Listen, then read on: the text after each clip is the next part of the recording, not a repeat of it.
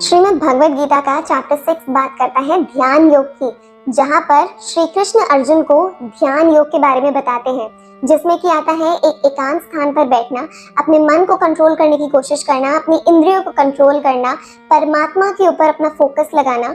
अब उसी चैप्टर में वर्स नंबर 34 में, यानी कि जब अर्जुन ने ये सारी पद्धति जान ली, उसके बाद जानते हैं कि अर्जुन का क्या कंक्लूजन है।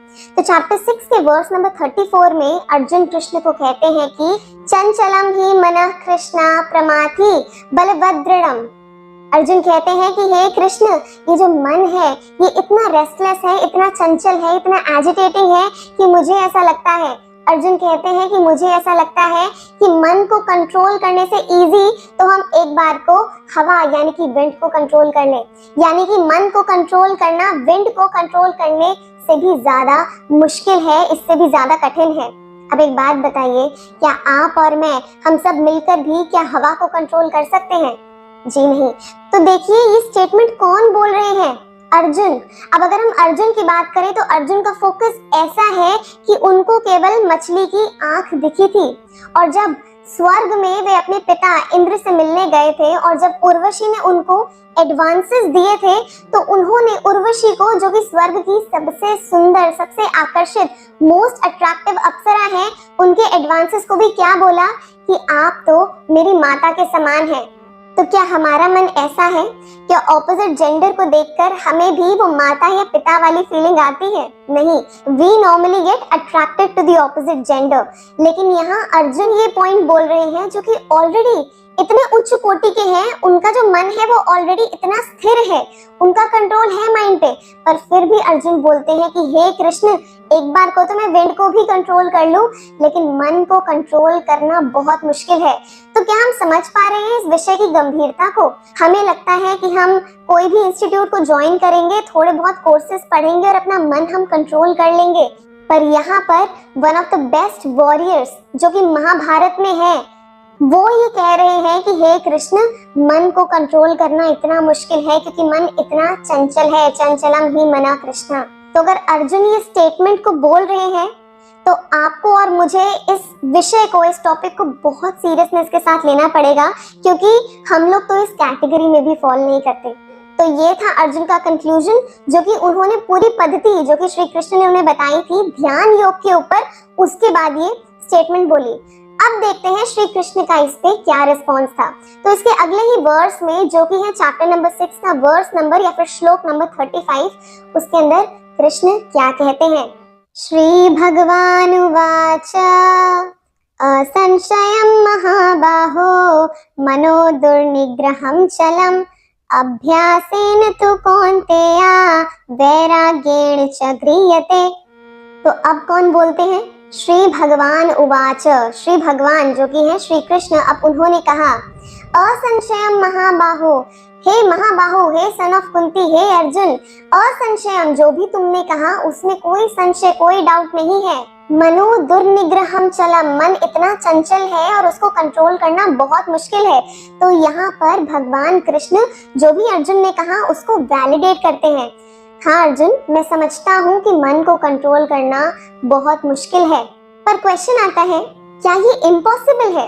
तो भगवान कहते हैं कि नहीं, इम्पॉसिबल नहीं है। और इसको कैसे कंट्रोल में लाया जा सकता है?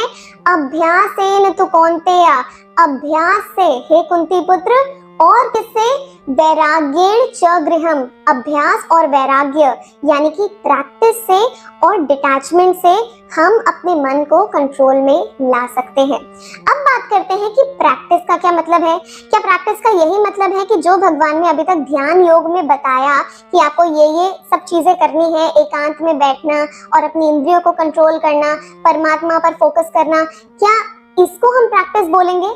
तो इसके ऊपर श्रीला प्रभुपाद बताते हैं कि प्रैक्टिस का क्या मतलब है। प्रभुपाद बताते हैं कि प्रैक्टिस मतलब practice of the 9 types of devotional service.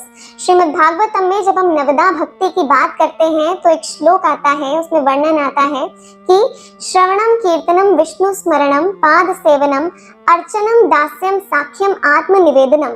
तो ये जो 9 प्रोसेसेस ऑफ भक्ति है, स्टार्टिंग फ्रॉम श्रवणम, सुनना, कीर्तनम, भगवान का कीर्तन करना, उनको ग्लोरीफाई करना, जिसके अंदर चैंटिंग और हरिनाम संकीर्तन आता है। उसके बाद विष्णु स्मरणम, विष्णु का स्मरण करना, कृष्ण को रिमेम्बर करना, उन्हें याद करना। पाद सेवनम, उनकी सेवा करना। अर्चनम, उनको वर्शिप करना। वंदनम, उनको प्रेयर करना, प्रार्थना करना। साख्यम, उनके फ्रेंड बनना। और आत्मनिवेदनम, जो कि है सेल्फ रियलाइजेशन। तो ये जो 9 प्रोसेसेस ऑफ डिवोशनल सर्विस हैं, श्रीला प्रभुपाद बताते हैं जब हम इनको फॉलो करते हैं तो हमारी जो अटैचमेंट है वो कृष्ण में लगने लगती है। यानी कि इनको प्रैक्टिस करने से हमारे अंदर वैराग्य भी आ जाता है। अभ्यास और वैराग्य, तो जब हम ये 9 प्रोसेसेस को फॉलो करते हैं तो वैराग्य तो हमारे अंदर आ ही जाता है with due course of time. अब देखिए, अगर हम वैराग्य की बात करें ना, तो इसको आर्टिफिशियली हम जितना भी करने की कोशिश कर लें, हम लोग सक्सेसफुल नहीं होंगे। तो इसलिए वैराग्य का मतलब ये है कि जहां पर हमारी अटैचमेंट एक हायर पर्पस के साथ जुड़ जाए। And Krishna is the top most purpose of our life. To establish our forgotten relationship with Krishna ही हमारे जीवन का परम लक्ष्य है। तो जब हमारी प्रीति इन भौतिक जगत के कार्यों से छूटकर श्री कृष्ण में लगती है, या फिर अगर मैं इजी लैंग्वेज में बताऊं, जब हमारी अटैचमेंट हमारे जो मटेरियल वर्ल्ड है उनकी एक्टिविटीज से हटकर भगवान श्री कृष्ण के लिए लगती है, तो उसको रियल वैराग्य बोला जाता है। और श्रीला प्रभुपाद बताते हैं कि जब हमारी अटैचमेंट कृष्ण में होती है तो उस अवस्था को बोला जाता है परेशानुभव या फिर परेशानुभूति। इसका मतलब है स्पिरिचुअल सैटिस्फैक्शन।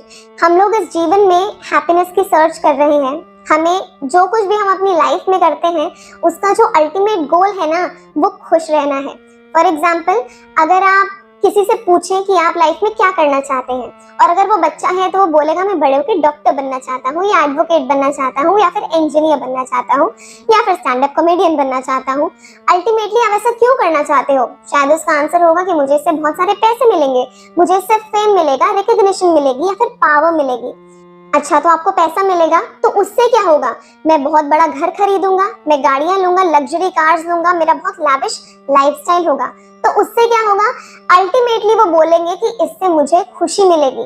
तो देखिए, हम लोग लाइफ में जो कुछ भी करते हैं ना, उसका जो रियल गोल होता है, the ultimate motive is to get happiness out of it. लेकिन ये जो वर्ल्ड है, कृष्ण गीता में बोलते हैं दिस वर्ल्ड इज दुखालयम अशाश्वतम। हे अर्जुन, ये जो पूरा जगत है जो मैंने बनाया है, ये है दुख आलय।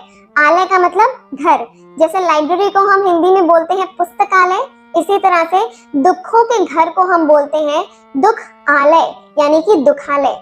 लेकिन क्या ये परमानेंट है? नहीं।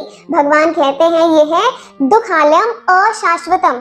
शाश्वत का मतलब कि कोई चीज परमानेंट हो, लॉन्ग लास्टिंग हो, लेकिन अशाश्वत का मतलब टेम्पररी। तो हे अर्जुन, हालांकि ये जो जगत है ये दुखों का घर है, लेकिन ये अशाश्वत है। तो ये जो हमें लाइफ मिली है ना, हम इसको गवाते जा रहे हैं। हम इस लाइफ का मैनुअल जो कि श्रीमद् भगवत गीता है उसको नहीं पढ़ रहे। हम इन्हीं लड़ाइयों में लगे हैं कि किसका मजहब क्या है, किसका पंथ क्या है, हमारा धर्म क्या है। लेकिन जो ओरिजिनल मैनुअल है, जो कि हमें अपनी लाइफ का पर्पस बताती है, हम उसको एक्सेप्ट नहीं करते। एक्सेप्ट तो दूर की बात है, हम उसको पढ़ना भी शुरू नहीं करते। तो इसीलिए we should not waste any more time.